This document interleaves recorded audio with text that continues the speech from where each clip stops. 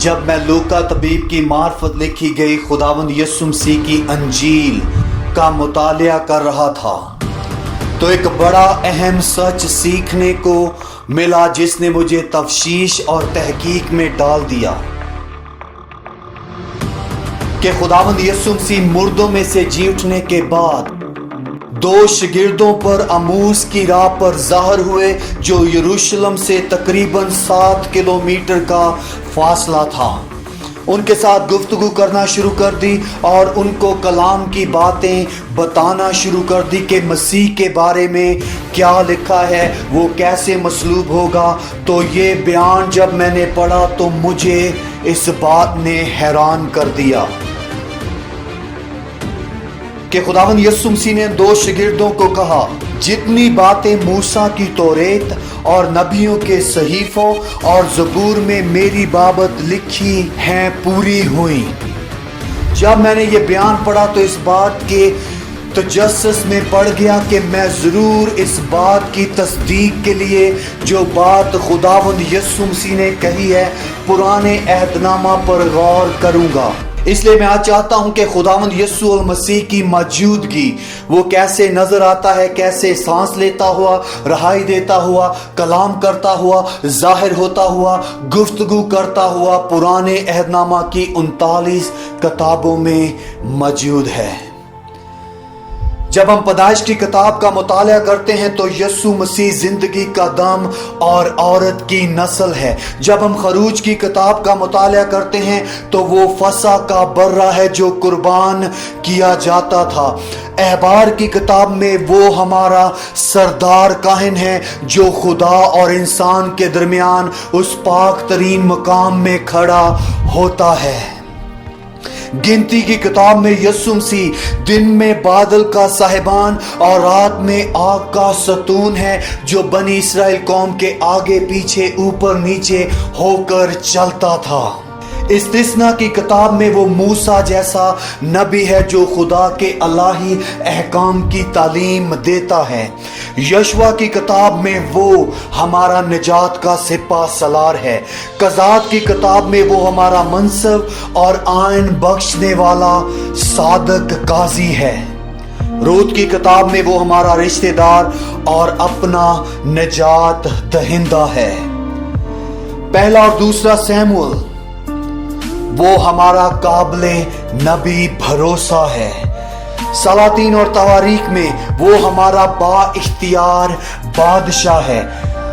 अज़रा की किताब में वो सच्चा और वफादार मुंशी है जो हमारी जिंदगी की तहरीर को लिखता है।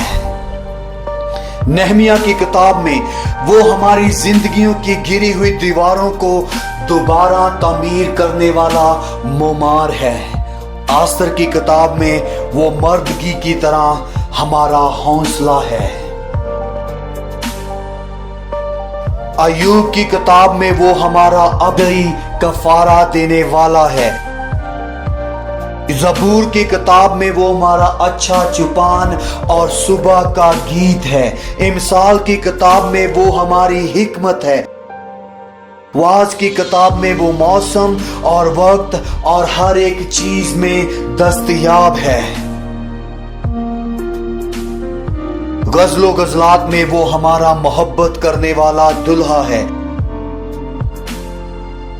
यसाया की किताब में वो सलामती का शहजादा है।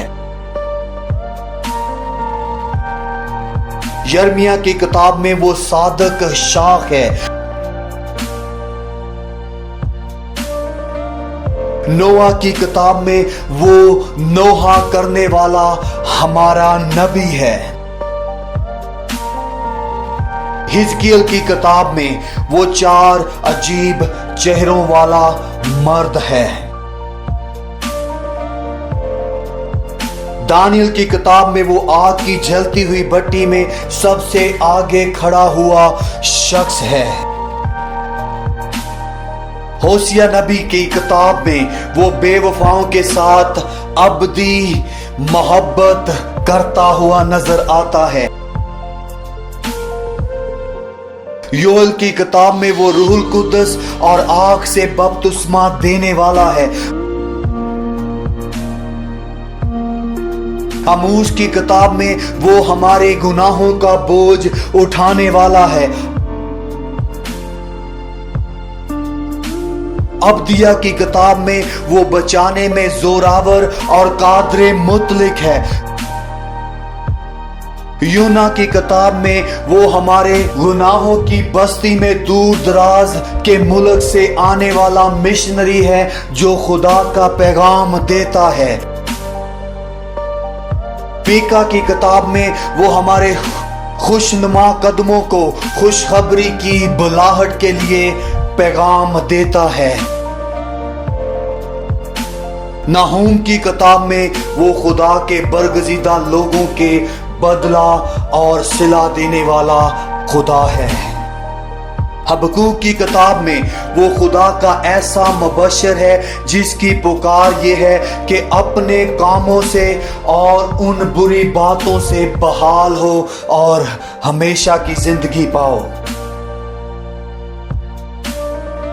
सफनिया की किताब में वो हमारा रिडीमर, हमारा बचाने वाला है। हज्जी की किताब में वो खुदा की खोई हुई मिरास को दोबारा बहाल करने वाला है। जिक्रिया की किताब में वो गुनाह और नापाकी को दूर करने के लिए दाऊद के घराने से फूटने वाला अलाही चश्मा है। मलाकी की किताब में वो आफताब सदाकत और अपनी किरणों से शिफा जारी करने वाला अलाही नूर है।